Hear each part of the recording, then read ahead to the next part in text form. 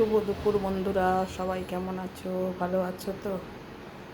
প্রতিদিনের মতো আজকেও আমি রান্না নিয়ে চলে এলাম।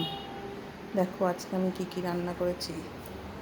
এখানে আছে গরম গরম ভাত, এখানে আছে মুসুরির ডাল, এখানে আছে কুঁদরি পোস্ত, এখানে আছে আলু ভাজা, আর এখানে হবে বাটা মাছের ঝাল। মাছটা এখন আমি প্রথমে ভাজতে দেব।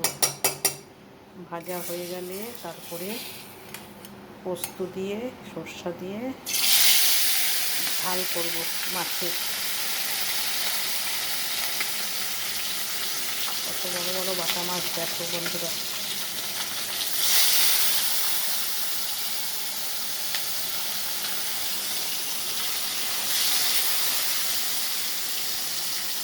এই ছিল আজকে রান্না। এই যে এখানে আলু পেঁয়াজ কাটা আছে, এটা দিয়ে মাছের ঝাল হবে। তাহলে এবার রাখি বন্ধুরা, টাটা।